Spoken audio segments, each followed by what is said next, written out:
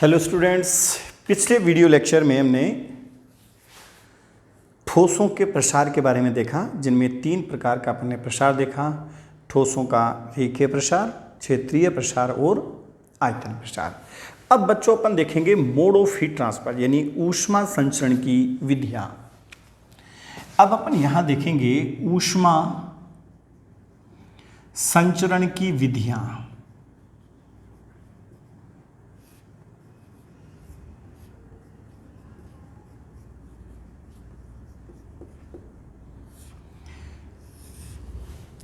तो बच्चों ऊष्मा संचरण की 3 विधियां होती हैं। इन ऊष्मा संचरण की विधियों में सबसे पहली विधि है बच्चों, वो है चालन या कंडक्शन। दूसरी विधि है बच्चों, वो है संवहन, कन्वेक्शन। और तीसरी विधि है बच्चों, वो है विकिरण और रेडिएशन। अब शॉर्ट में बच्चों अपन ये कहते हैं कि जो चालन कंडक्शन है ये क्या है बच्चों, ये ठोसों में ऊष्मा संचरण की विधि है। क्या है बच्चों, ये ठोसों में ऊष्मा संचरण की विधि है। जबकि संवहन जो होती है बच्चों, क्या होता है, ये तरलों में ऊष्मा संचरण की विधि है। तरलों में ऊष्मा संचरण की विधि।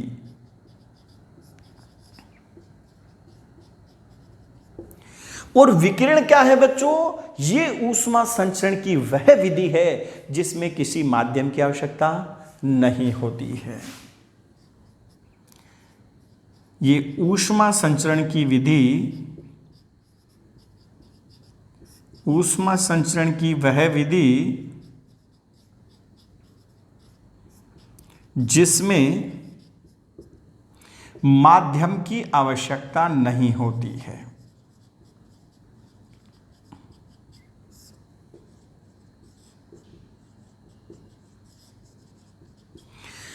ये बच्चों ऊष्मा संचरण की वह विधि है जिसमें माध्यम की आवश्यकता नहीं होती है। क्लियर है बच्चों।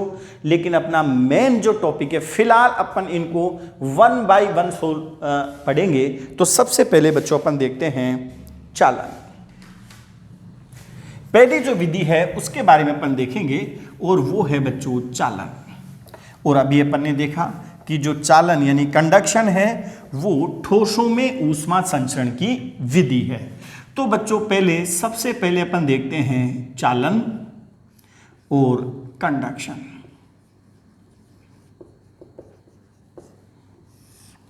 यह ऊष्मा, मैंने क्या बताया आपको, चालन क्या है बच्चों, ये ठोसों में ऊष्मा संचरण की विधि है।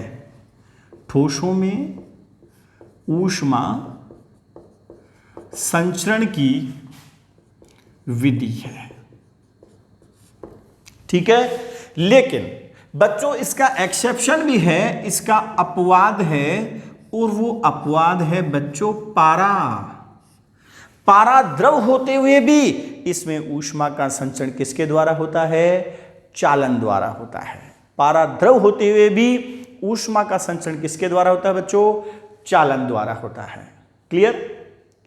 अब बच्चों ये जो ठोस होते हैं, ध्यान से समझना बच्चों, ये ठोस भी 2 प्रकार के होते हैं। एक है बच्चों चालक ठोस। कौन सा ठोस बच्चों, पहला जो ठोस है वो है चालक ठोस और दूसरा है बच्चों अचालक ठोस।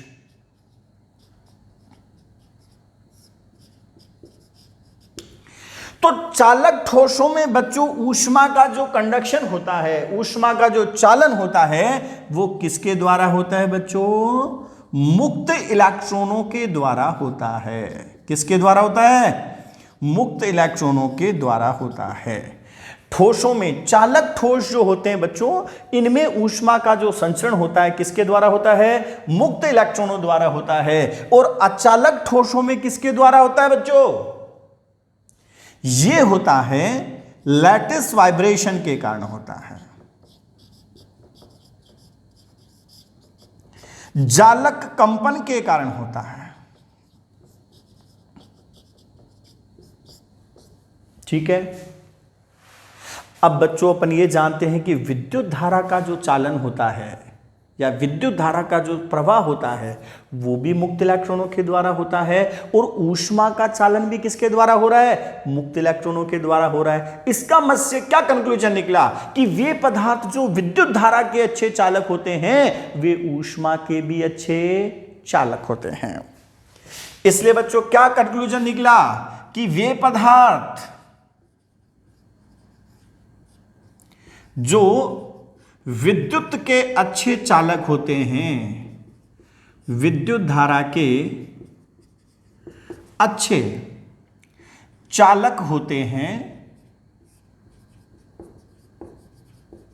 वे ऊष्मा के भी अच्छे चालक होते हैं।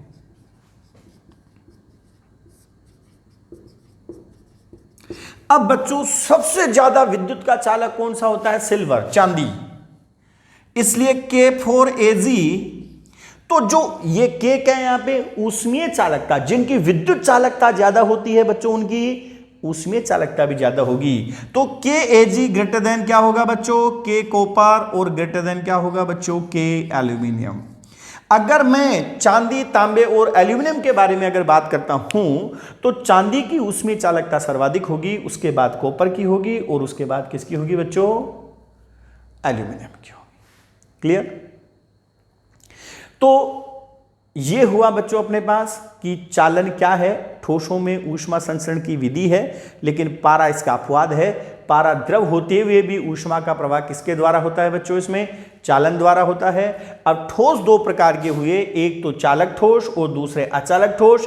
तो चालक ठोसों में ऊष्मा का प्रवाह के लिए जो जिम्मेदार हैं वो कौन से होते हैं? मुक्त इलेक्ट्रॉन्स होते हैं। और विद्युत धारा के प्रवाह के लिए भी जिम्मेदार कौन से होते हैं? मुक्त इलेक्ट्रॉन्स होते हैं। इसलिए जो विद्युत धारा के अच्छे चालक होंगे बच्चों वो ऊष्मा के भी अच्छे चालक होंगे। लेकिन कुचालक ठोस जो हैं इनको गर्म करने पर क्या होता है? लैटिस वाइब्रेशन होता है, और इस लैटिस वाइब्रेशन यानी जालक कंपन के कारण क्या होता है? ऊष्मा का चालन होता है। तो ये अपन ने कंक्लूजन देखा कि वे पदार्थ जो विद्युत धारा के अच्छे चालक होते हैं वे ऊष्मा के भी अच्छे चालक होते हैं। और यहां पर ऊष्मीय चालकता के लिए अगर मैं चांदी, तांबे और एल्यूमिनियम को अगर ऊष्मीय चालकता के आरोही अवरोही क्रम में अगर जमाना चाहूं तो सबसे ज्यादा ऊष्मीय चालकता किसकी होगी बच्चों? चांदी की होगी, उसके बाद तांबे की होगी, और उसके बाद किसकी होगी बच्चों? एल्यूमिनियम की होगी। अब बच्चों अपन देखते हैं फोरियर का नियम।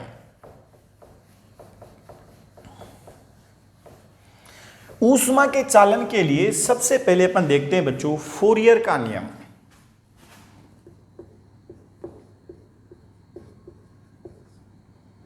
फोरियर का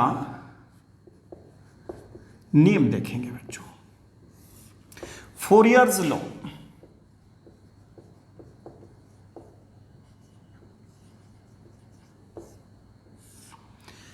ये फोरियर का नियम क्या कहता है बच्चों कि किसी पट्टिका से जो ऊष्मा के चालन की दर होगी वो ऊष्मा प्रवाह के लंबवत क्षेत्रफल तथा ताप प्रवणता के समानुपाती होती है।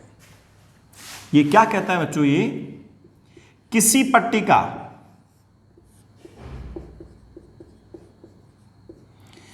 पट्टिका से ऊष्मा के चालन की दर, ऊष्मा के चालन की दर ऊष्मा प्रवाह के लंबवत क्षेत्रफल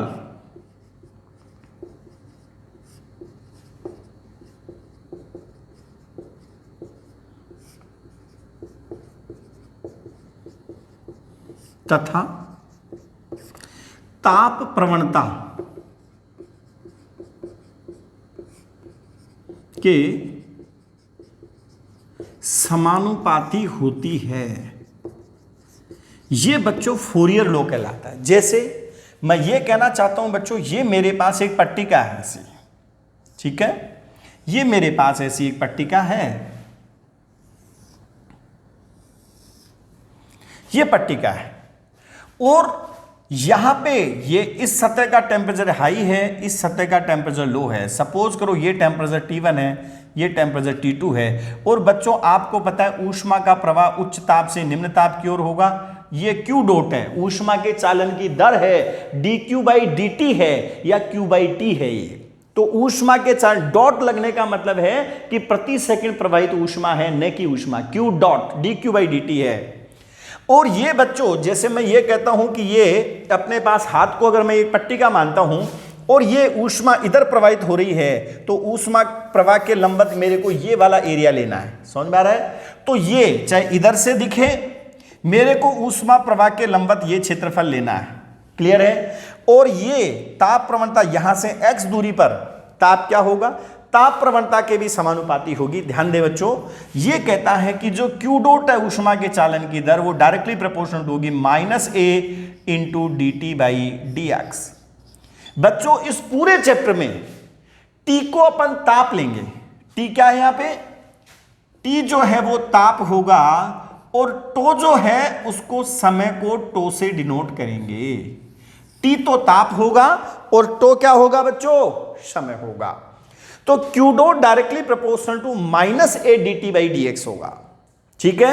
या यहां पर बच्चों माइनस चिन्ह यह बताता है कि ऊष्मा के प्रवाह की जो दिशा होती है वो ऋणात्मक ताप प्रवणता की ओर होती है, अर्थात ऊष्मा के प्रवाह की दिशा सदैव उच्च ताप से निम्न ताप की ओर होती है। यहां माइनस चिन्ह यह प्रदर्शित करता है कि ऊष्मा प्रवाह की जो दिशा होती है वो किधर होती है? ऋणात्मक ताप प्रवणता की ओर होती है, अर्थात उच्च ताप से निम्न ताप की ओर होती है। और बच्चों जैसे ही समानुपाती चिन्ह को हटाएंगे तो एक नियतांक आता है जिसको K कहते हैं, और -KA × dt/dx। बच्चों यहां पर जो K है इसको अपन बोलते हैं ऊष्मीय चालकता। क्या बोलते हैं बच्चों इसको? ऊष्मीय चालकता कहते हैं, और थर्मल कंडक्टिविटी बोलते हैं, थर्मल कंडक्टिविटी। ये बच्चों जो dt/dx है ये क्या कहलाती है? ताप प्रवणता कहलाती है, टेम्परेचर ग्रेडियंट कहलाती है। तो ऊष्मा के चालन की जो दर होती है वो -KA dt/dx के बराबर होगी, जहां पर K को क्या कहते हैं बच्चों? ऊष्मीय चालकता कहते हैं। तो फोरियर का नियम क्या है आपके समझ में आया? यह कहता है कि किसी पट्टिका से ऊष्मा के चालन की दर, अर्थात ऊष्मा के प्रवाह की दर ऊष्मा प्रवाह के लंबवत क्षेत्रफल तथा ताप प्रवणता के क्या होती है? समानुपाती होती है। इसे फूरियर का नियम कहते हैं। अब यहां पर बच्चों माइनस चिन्ह जो ये प्रदर्शित करता है कि ऊष्मा प्रवाह की जो दिशा होती है वो किधर होती है? ऋणात्मक ताप प्रवणता की ओर होती है, अर्थात उच्च ताप से निम्न ताप की ओर होती है। ठीक है बच्चों? अब सबसे पहला काम तो बच्चों अपन ये करते हैं कि इस ऊष्मीय चालकता का मात्रक क्या होगा और ऊष्मीय चालकता की विमा क्या होगी। तो जब मेरे को मात्रक निकालना है तो मैं केवल संख्यात्मक मान ले रहा हूं। मात्रक कैसे निकालें? तो बताओ K इक्वल टू क्या बनेगा मेरे पास? Q dot × dx/a dt। अब आपको ये पता हो गया बच्चों, ये क्या बनेगा? वाट। ऊष्मा के चालन की दर का मात्रक क्या बनेगा? वाट। अरे ऊष्मा बटे सेकेंड, ऊर्जा बटे समय या कार्य बटे समय, क्या बनेगा? मात्रक वाट। ये क्या बनेगा बच्चों? मीटर। ये बनेगा मीटर स्क्वायर और ये केल्विन। इसलिए बच्चों ये कैंसिल हुआ और ये बना वाट पर मीटर इंटू केल्विन। ये बच्चों ऊष्मीय चालकता का मात्रक बन गया। और यहीं से मैं इसकी विमा भी ज्ञात कर सकता हूं। कैसे? वाट। पावर की जो विमा होती है बच्चों वो क्या होती है? m1 L2 T-3 कार्य बटे समय, और ये बनेगी मीटर की बच्चों L बनेगी, और K तो K ही है, और ये क्या बन गया बच्चों अपने पास M1 L1 T-3 and K-1, M1 L1 T-3 and K-1। ये बच्चों अपने पास क्या आ गई, इसकी विम आ गई। क्लियर है? ये अपने पास K का मात्रक और ये आ गई अपने पास K की विमा। अब बच्चों अपन क्या देखते हैं कि ऊष्मीय चालकता से संबंधित महत्वपूर्ण तथ्य देखेंगे अपन, important facts regarding thermal conductivity.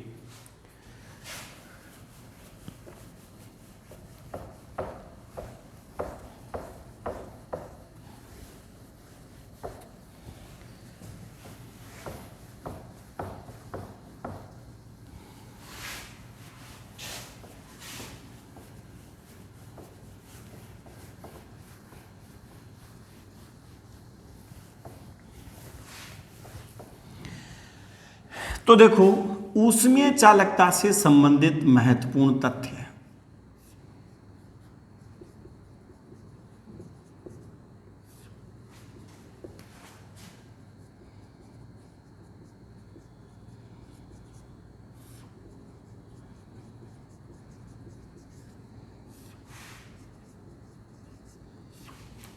Important facts regarding thermal conductivity, जिसमें बच्चों पहला जो तथ्य आ रहा है फर्स्ट, जैसे कुछ की ऊष्मीय चालकता अपन को वैल्यू भी पता होनी चाहिए, जैसे K4Ag,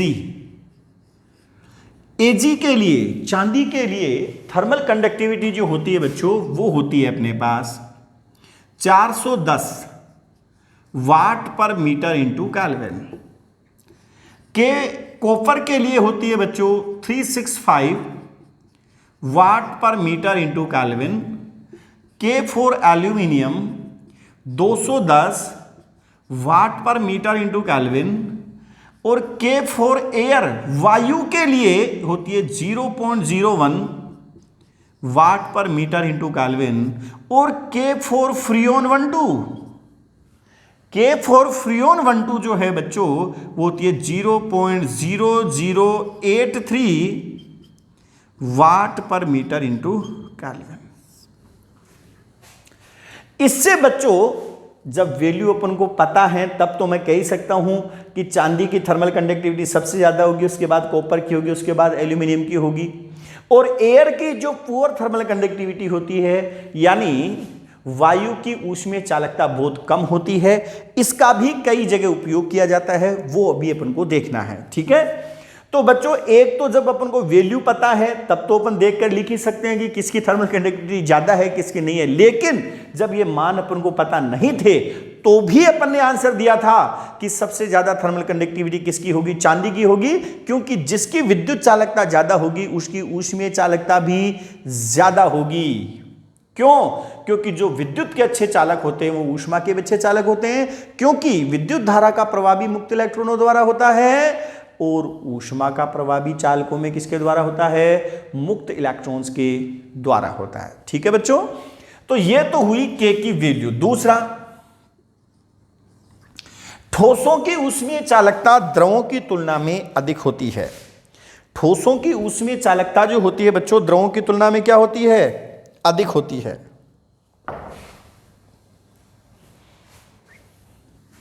दूसरा पॉइंट है ठोसों की ऊष्मीय चालकता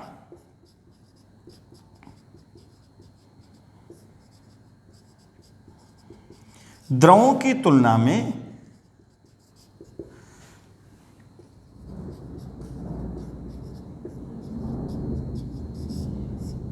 अधिक होती है। ठोसों की ऊष्मीय चालकता जो होती है बच्चों द्रवों की तुलना में क्या होती है, अधिक होती है। इसलिए अगर पदार्थ समान है K4 ice will be greater than K4 water. पदार्थ समान है पानी, ठीक है, ये भी H2O है, ये भी H2O ही है, लेकिन ये ठोस है और ये द्रव है, तो ठोसों की ऊष्मीय चालकता द्रवों की तुलना में ज्यादा होती है। और यही कारण है कि बर्फ की ऊष्मीय चालकता पानी की तुलना में क्या होगी बच्चों, ज्यादा होगी। तीसरा पॉइंट, शुद्ध धातुओं की ऊष्मीय चालकता।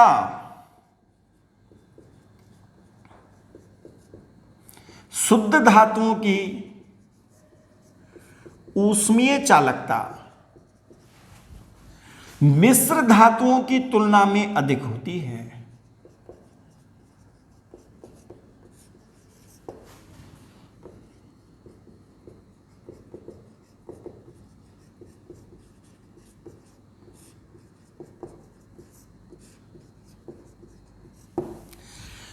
शुद्ध धातुओं की ऊष्मीय चालकता मिश्र धातुओं की तुलना में अधिक होती है, इसलिए K4 iron will be greater than K4 steel. क्योंकि स्टील क्या है बच्चों, मिश्र धातु है, और ये शुद्ध आयरन जो है वो शुद्ध धातु है। तो आयरन की मिश्र धातु की जो ऊष्मीय चालकता होगी स्टील की तुलना में क्या होगी, ज्यादा होगी। दूसरा, धातुओं या चालकों को गर्म करने पर, धातुओं को गर्म करने पर ऊष्मीय चालकता घटती है। ऊष्मीय चालकता घटती है। पांचवा मोस्ट इंपॉर्टेंट, वे पदार्थ जिनकी ऊष्मीय चालकता ज्यादा होती है वे गर्मियों में अधिक गर्म और सर्दियों में अधिक ठंडे लगते हैं। वे पदार्थ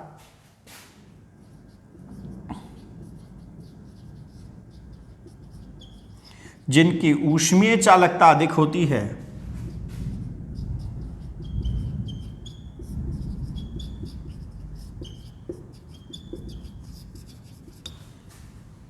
वे गर्मियों में अधिक गर्म, जबकि सर्दियों में अधिक ठंडे लगते हैं, जबकि उनका ताप समान रहे। जैसे बच्चों आपने देखा होगा, एक सिंपल सा एग्जांपल बताता हूं मैं जिससे आपके बिल्कुल इजीली क्लियर हो जाएगा। सर्दियों के टाइम में बाहर खुले में एक तो आपकी चप्पलें पड़ी है, ठीक है, और एक क्या है कि वहीं पे लोहे का एक पिंड पड़ा है, ठीक है। आप अगर नंगे पांव जाएं, चप्पलों को यदि आप पहने तो ज्यादा ठंडी नहीं लगेंगी, लेकिन लोहे के पिंड पर जैसे ही आप पैर रखेंगे तो बहुत ज्यादा ठंड लगेगी। इसी टाइप से धूप में रख दो, धूप में एक तो अपनी चप्पलें पड़ी हैं और एक कोई लोहे का पिंड पड़ा है।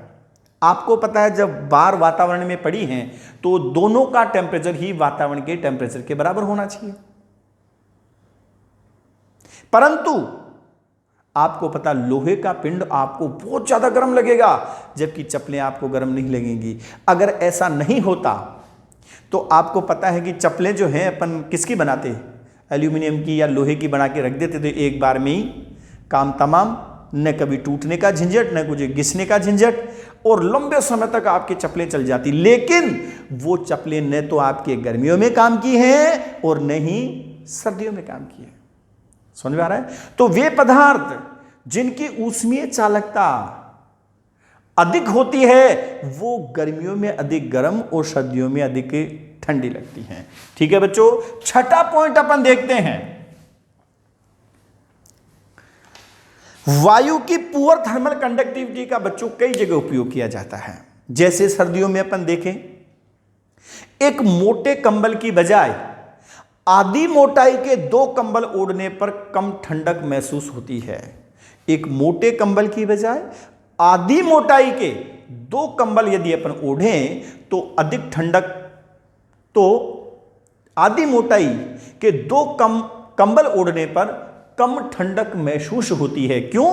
क्योंकि उन दोनों कंबलों के बीच में वायु की एक परत आ जाती है और वायु की उसमें चालकता कम होने के कारण क्या होती है, अपनी बॉडी से हीट को बाहर नहीं निकलने देती है। इसी टाइप से बच्चों, जो ध्रुवों के नजदीक जो क्षेत्र होता है जिसको अपन टुंड्रा प्रदेश बोलते हैं, तो टुंड्रा प्रदेश के जो लोग होते हैं जिनको अपन एस्किमोज बोलते हैं, वो बच्चों दोहरी दीवारों के बर्फ के घर बनाते हैं। क्या करते हैं वो? दोहरी दीवारों के बर्फ के घर बनाते हैं, और उन बर्फ की जो दोहरी दीवार होगी तो बीच में वायु का गैप आएगा और वो ऊष्मा के चालन को क्या करेगा बच्चों? रोकेगा। क्यों?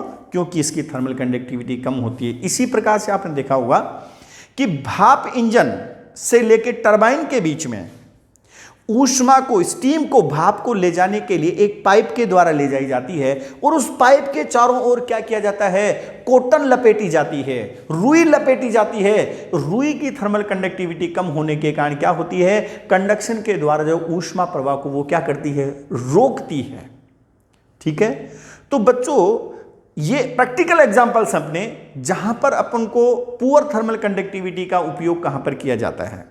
इसी टाइप से बच्चों जैसे अपन कपड़े पहनते हैं तो खुद भी अपन कपड़े भी लेयर्स में पहनते हैं। ऐसा नहीं होता कि सर्दी ज़्यादा होती है तो मोटा सा कपड़ा पहन ले, अपन लेयर्स में पहनते हैं, जिससे क्या होता है कि बीच में क्या होता है? एयर गैप आते रहते हैं, और वो जो एयर की जो लेयर आती है वो क्या करती है? अपनी बॉडी से हीट फ्लो को रोकती है, ऊष्मा प्रवाह को रोकती है।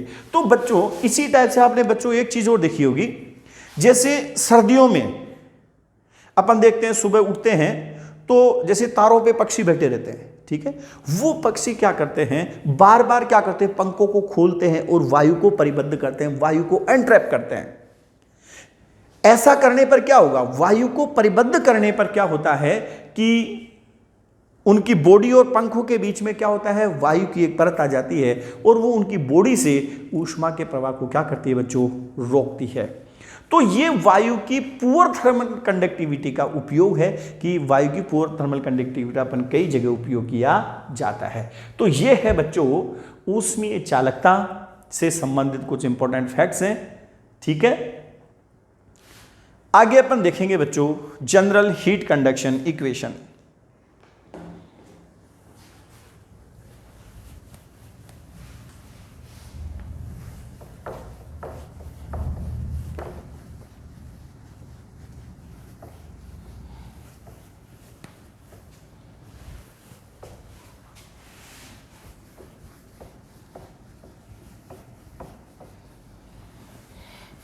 अब बच्चों अपन देखते हैं सामान्य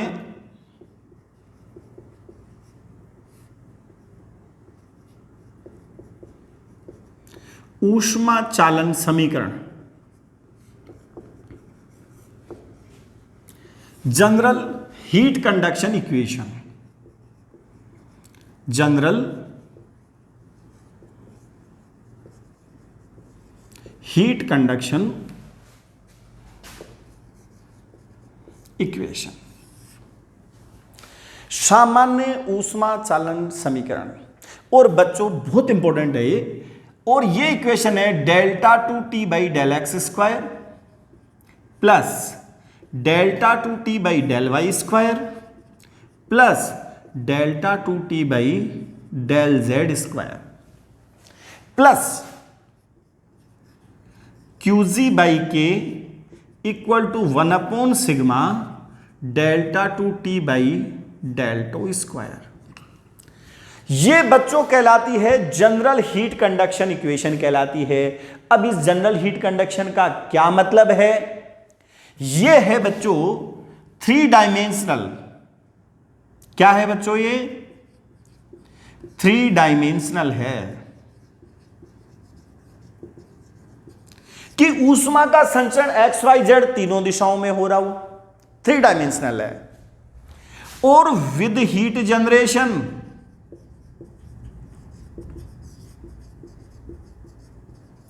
मतलब यह है कि साथ साथ में जैसे ऊष्मा का चालन हो रहा है, साथ साथ में ऊष्मा का उत्पादन भी हो रहा हो, और अनस्टडी स्टेट कंडक्शन है बच्चों।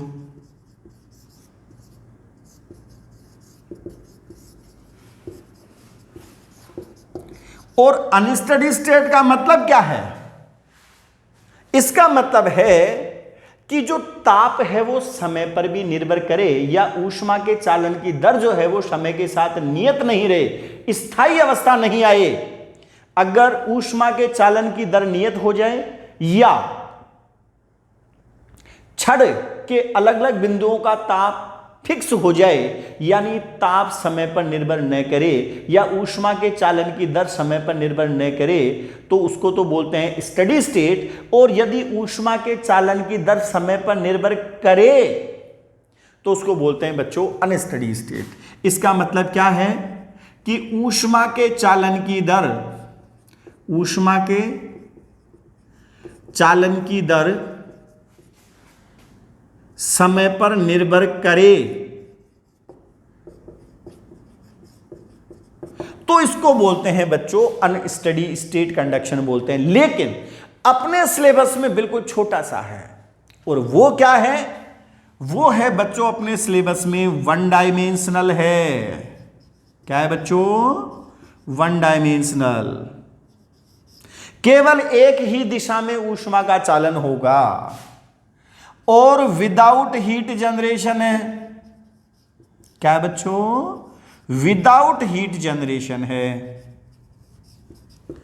और क्या है बच्चों? स्टडी स्टेट है।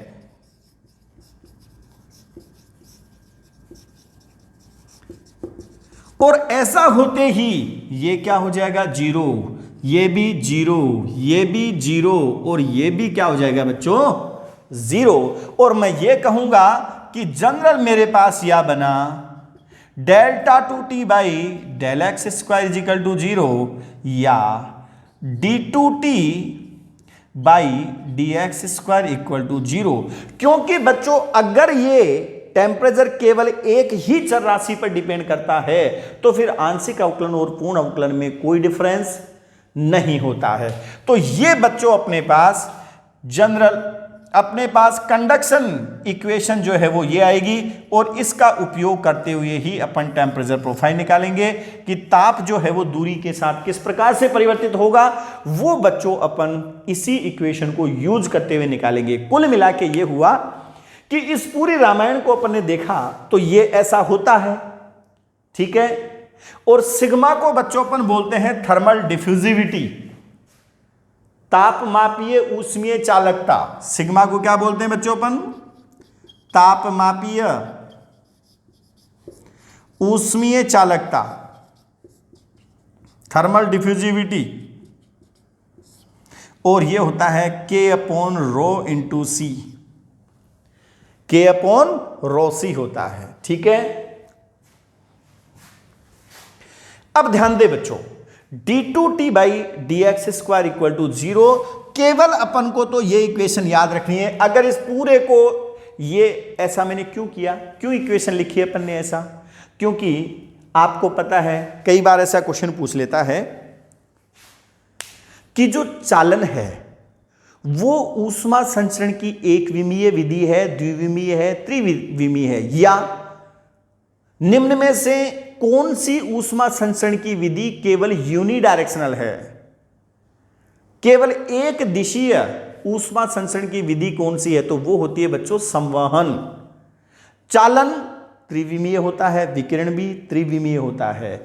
अब अगर मैं ये केवल एक इक्वेशन लिखता तो आपके दिमाग में ये रहता है कि ये तो केवल वन डायमेंशनल है। अरे भाई नहीं, ऊष्मा चालन तो तीनों दिशाओं में हो सकता है। वो अलग बात है कि अपने सिलेबस में केवल क्या है? वन डायमेंशनल है। तो ये अपन को हीट कंडक्शन इक्वेशन ये ध्यान रखनी है, d2t by D X square equal to क्या होता है बच्चों? Zero. d2t by D X square equal to क्या होगा? जीरो। अब बच्चों अपन देखते हैं कि पट्टिका में ऊष्मा का चालन देखेंगे और पट्टिका में ऊष्मा प्रवाह की दर के लिए या ऊष्मा के चालन की दर के लिए समीकरण निकालेंगे। उसके अंदर टेम्परेचर प्रोफाइल कैसी आएगी वो निकालेंगे, और ये बच्चों उसके लिए इस इक्वेशन की अपन को जरूरत पड़ेगी। तो सबसे इंपॉर्टेंट जो टॉपिक अब अपन पढ़ने जा रहे हैं, जिस पर आपके कंपटीशन में बार बार क्वेश्चन बनता है, यानी डायरेक्ट जैसे अपन फॉर्मूला लिख देते हैं कि ये ऊष्मा के चालन का समीकरण आ गया, वो अपन को निकालना है कि ऊष्मा के चालन का समीकरण कैसे आया। ऊष्मा के चालन का समीकरण अपन डायरेक्ट लिख सकते थे, लेकिन टेम्परेचर प्रोफाइल के बारे में अपन को कुछ भी पता नहीं चलेगा। इसलिए बिल्कुल अपन डिराइव करेंगे पहले। तो पट्टिका में ऊष्मा का चालन, पट्टिका में ऊष्मा का चालन,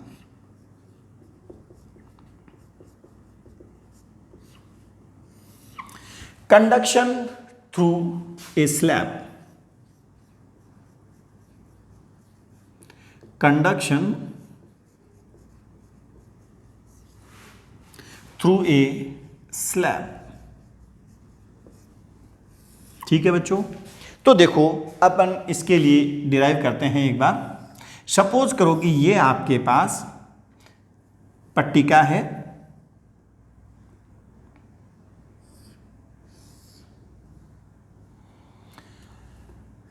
ये टेम्परेचर है और ये दूरी x है। दूरी यहां से अपन मेजर करेंगे। सपोज करो कि ये जो पट्टिका है बच्चों, इस टाइप की पट्टिका है, ठीक है। इसकी इधर की सतह का जो तापमान है बच्चों T1 है और इधर की सतह का जो तापमान है बच्चों T2 है। और ये ऊष्मा प्रवाह के अनुदिश जो लंबाई है, यानी इस पट्टिका की मोटाई, ये क्या है, ऊष्मा प्रवाह के अनुदिश लंबाई बच्चों क्या है, L है। और ऊष्मा प्रवाह के लंबवत ये जो क्षेत्रफल है बच्चों वो A है। और ऊष्मा का जो प्रवाह हो रहा है बच्चों, ऊष्मा का जो प्रवाह की जो दर है वो Q डॉट इधर है। ऊष्मा का जो, ये पट्टिका कुछ ऐसी रखी हुई है और ऊष्मा का प्रवाह इधर से लेकर इधर हो रहा है। ये ऊष्मा प्रवाह के लंबवत क्षेत्रफल इधर वाला हो गया। ये ऊष्मा प्रवाह के अनुदिश लंबाई जो मोटाई है वो ऊष्मा प्रवाह के अनुदिश क्या होगी बच्चों, लंबाई होगी। ठीक है। अब बच्चों अपन ये जानते हैं, ध्यान से समझें, आपको पता है कि कंडक्शन के लिए, चालन के लिए जो समीकरण है वो है d2t by dx square equal to 0। ये एक विमीय ऊष्मा के चालन के लिए समीकरण ये है अपने पास d2t by dx square equal to 0। अब बच्चों अपन क्या करते हैं, इसका समाकलन करते हैं। समाकलन करो। समाकलन करने पर क्या होगा, समाकलन और अवकलन एक दूसरे की उल्टी क्रिया है, उल्टी ऑपरेशन है। इसलिए क्या करेंगे बच्चों, इसका समाकलन करेंगे तो ये बन जाएगा dt बाई dx, यानी एक अवकलन का चिन्ह हट जाएगा और 0 का समाकलन करने पर बच्चों कांस्टेंट आएगा, जिसको मैं मान लेता हूं C1। ठीक है, क्योंकि कांस्टेंट का अवकलन 0 होता है तो 0 का समाकलन क्या होगा बच्चों, कांस्टेंट होता है। ध्यान देना बच्चों, 0 का समाकलन 0 भी होता है और 0 का समाकलन कांस्टेंट भी होता है। जब अनिश्चित समाकलन करेंगे तो 0 का समाकलन क्या होगा, कांस्टेंट होगा, और निश्चित समाकलन करेंगे तो क्या होगा बच्चों, 0 होगा। तो ध्यान दें, अब इसका दोबारा समाकलन करें, पुनः समाकलन करो। पुनः समाकलन करने पर यह क्या बन जाएगा बच्चों, t बनेगा, क्योंकि अवकलन का चिन्ह हट जाएगा। और इधर बच्चों बनेगा C1 इंटू एक्स, और क्या बन जाएगा ये C2, C1x प्लस C2। अब बच्चों अपन C1 और C2 का मान ज्ञात करेंगे, बाउंड्री कंडीशन लगाकर क्या करेंगे अपन, C1 और C2 का मान ज्ञात करेंगे। ध्यान से समझना, देखो आपको पता है at x equal to 0 means ये बायां फलक, at x equal to 0 t का मान बच्चों किसके बराबर है, T1 के। जब x का मान 0 है तो टेम्परेचर किसके बराबर है बच्चों, T1 के बराबर है। तो यहां पे पुट करेंगे तो ये बनेगा T1 equal to C1 into 0 plus C2। इससे बच्चों C2 का मान T1 आ गया। अब C2 की जगह मैं T1 पुट करूंगा, रखूंगा तो क्या बनेगा, T बराबर C1 into x plus T1।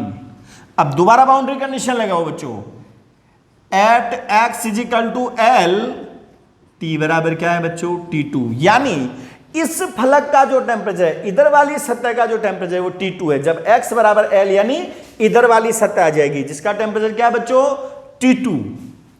ये कंडीशन लगाओ, T2 बराबर C1 into L plus T1 या C1 इंटू एल बराबर बनेगा T2 माइनस T1 और C1 की वैल्यू बनेगी बच्चों T2 माइनस T1 बटे एल। और इसको मैं ये कह सकता हूं माइनस चिन्ह को मैं लेता हूं क्योंकि बच्चों T1 का मान T2 से ज्यादा है, इसलिए मैं T1 माइनस T2 के फॉर्म में लिखूंगा अपॉन एल। ये बच्चों मेरे पास C1 की वैल्यू आ गई। अब C1 की वैल्यू मैं अगेन यहां पे रखता हूं तो मेरे पास T बराबर क्या बन जाएगा, minus T1 minus T2 by L into x और प्लस क्या बन जाएगा बच्चों T1। तो ये बच्चों ताप की दूरी के साथ निर्भरता आ गई। और यदि मैं ताप का दूरी के साथ वक्र खींचना चाहूं, टेम्परेचर वर्सेज एक्स के बीच में बच्चों वक्र खींचना चाहूं, तो y equal to minus M X plus C की वैल्यू T1 और स्लोप पॉजिटिव आएगा बच्चों। तो T वर्सेज x के बीच में वक्र ऐसा आएगा। और ये क्वेश्चन बच्चों AIEEE 2009 में पूछा गया था और इसको अपन बोलते हैं टेम्परेचर प्रोफाइल।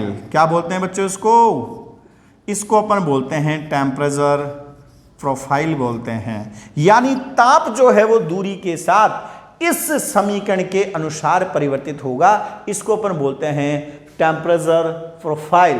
तो बच्चों पट्टिका के लिए टेम्परेचर प्रोफाइल जो आती है वो क्या आती है, निगेटिव ढाल की एक सरल रेखा आएगी। क्या आएगी बच्चों, निगेटिव ढाल की सरल रेखा आएगी। अब बच्चों अपन क्या करना चाह रहे हैं, अल्टीमेटली अपना जो मुख्य उद्देश्य है वो क्या है, और वो है कि ऊष्मा के चालन की दर के लिए समीकरण ज्ञात करना। ऊष्मा के चालन की दर का समीकरण ज्ञात करना। तो मैं कैसे ज्ञात करूंगा, यहां पे मैं फिर लिख रहा हूं, एक बार ध्यान से समझें। आपको पता है बच्चों फोरियर के नियमानुसार, ध्यान देना, फोरियर के नियमानुसार क्यू डॉट जो होता है वो होता है minus K A into D T by D X. ये होता है फोरियर के नियमानुसार ऊष्मा के चालन की जो दर होती है बच्चों वो किसके बराबर होती है, minus K A D T by D x. अब ध्यान दें माइनस के ए, अब बच्चों D T by D x की जो वैल्यू है वो किसके बराबर आई थी अपने पास, C1 के बराबर आई थी। D T by D x की वैल्यू किसके बराबर आई थी, C1 के। अभी अपन ने देखा था इक्वेशन में D T by D x की वैल्यू C1 के बराबर आई थी और C1 की वैल्यू आ गई minus T1 minus T2 by L आ गया। और बच्चों कुल मिला के ऊष्मा के चालन की दर का समीकरण आ गया माइनस माइनस प्लस के ए बाई एल और T1 माइनस T2। ये बच्चों अपने पास किसी पट्टिका से ऊष्मा के चालन की दर का समीकरण आ गया। आप चाहें डायरेक्ट फॉर्मूला याद कर सकते हैं तो भी अपना काम चल जाएगा, लेकिन ये फॉर्मूला आया कैसे ये आपको पता होना चाहिए, क्योंकि कई बार क्वेश्चन बच्चों बेसिक से भी उठा लेता है। उस टाइम क्या है कि ये प्रॉब्लम खड़ी हो जाती है। ठीक है, अब वास्तव में देखा जाए तो इस पूरे चैप्टर को अपन इलेक्ट्रिकल एनालॉजी से पढ़ेंगे। विद्युत परिपथ में जैसा कुछ होता है सेम ऐसा का ऐसा ही कंडक्शन में होता है। ठीक है, तो अपन क्या करेंगे, इसको विद्युत परिपथों से तुलना करेंगे और जो कॉन्सेप्ट विद्युत परिपथों के लिए लागू होते हैं सेम वो के वो कंडक्शन में भी लागू होंगे। तो देखो इस समीकरण को मैं थोड़ा सा मॉडिफाई करता हूं, थोड़ा सा परिवर्तित करता हूं और क्या लिख पाऊंगा, देखो एक बार ध्यान से समझना, ध्यान दे बच्चों। एक बार मैं ये कह सकता हूं कि ऊष्मा के चालन की दर क्यू डॉट जो होगी, मैं ऐसा कह सकता हूं इसको T1 minus T2 upon L by के ए, ये कह सकता हूं। और मैं ये कह सकता हूं कि T1 minus T2 upon RT Q dot equal to क्या कहूंगा बच्चों, T1 minus T2 upon RT, जहां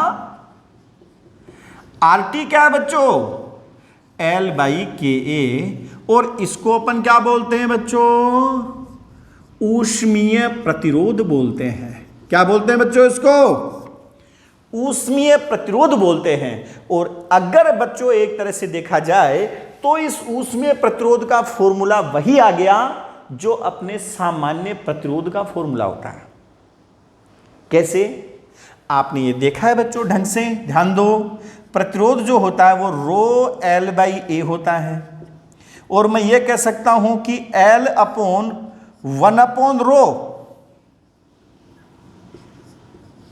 इंटू ए, ये कहा जा सकता है। और आपको पता है बच्चों कि प्रतिरोधकता के व्युत्क्रम को चालकता कहते हैं, तो सिग्मा इंटू ए। तो यहां पर भी तो यही आ रहा है, लंबाई की जगह लंबाई आ रहा है। क्षेत्रफल, उसमें भी धारा प्रवाह के लंबवत क्षेत्रफल, ये चालक है तो धारा प्रवाह के लंबवत क्षेत्रफल यानी काट क्षेत्रफल लिया जाता है। तो क्षेत्रफल की जगह क्षेत्रफल आ रहा है, और विद्युत चालकता की जगह ऊष्मीय चालकता आ रही है। इसलिए ये फॉर्मूला भी सेम का वही है जो विद्युत प्रतिरोध का फॉर्मूला है। ठीक है बच्चों, अब ध्यान दो, यहां पर धारा की जगह आ गई आपके धारा के संगत राशि कौन सी होगी? ऊष्मा के चालन की दर। धारा के संगत राशि कौन सी होगी?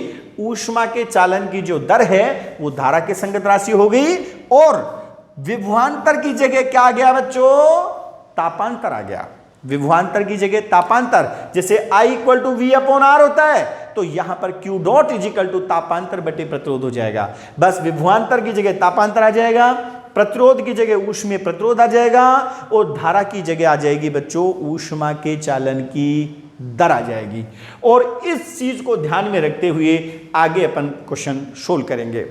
और आरटी को बच्चों ऊष्मीय प्रतिरोध कहते हैं। तो ऊष्मीय प्रतिरोध का जो मात्रक होगा वो क्या होगा? ये देखो बच्चों अपने पास आरटी का मात्रक देखना चाह रहा हूं, तो आरटी बराबर क्या होगा? T1 minus T2 upon Q dot होगा। और ये क्या बन गया बच्चों? तापांतर का तो केल्विन हो जाएगा, और ये क्या हो जाएगा बच्चों? वाट हो जाएगा। तो ऊष्मीय प्रतिरोध का मात्रक क्या हो गया? केल्विन प्रति वाट। क्या हो जाएगा? केल्विन प्रति वाट जो है वो क्या आएगा बच्चों? ऊष्मीय प्रतिरोध का मात्रक आ जाएगा। अब बच्चों नेक्स्ट वीडियो लेक्चर में इस पर किस टाइप से क्वेश्चन बनेंगे और विद्युत परिपथ के नियमों का उपयोग करते हुए अपन किस टाइप से आगे तक बढ़ेंगे, वो नेक्स्ट वीडियो लेक्चर में अपन देखेंगे। तो इस वीडियो लेक्चर में अपन ने एक तो ये ऊष्मीय, अब ये फॉर्मूला भी अपन को लिखना अपने आप आ जाएगा। तापांतर बटे प्रतिरोध से क्या जाएगा आपके पास? ऊष्मा के चालन की दर आ जाएगी। तापांतर बटे ऊष्मीय प्रतिरोध, डायरेक्ट फॉर्मूला आपको पता चल गया। अब बस केवल ये अपन ने देखा कि जो टेम्परेचर प्रोफाइल निकालने के लिए अपन को इतना कुछ पढ़ना पड़ा कि इसकी टेम्परेचर प्रोफाइल जो है वो निगेटिव ढाल की क्या आएगी बच्चों? एक सरल रेखा आएगी। ठीक है, तो नेक्स्ट वीडियो लेक्चर में अपन देखते हैं आगे।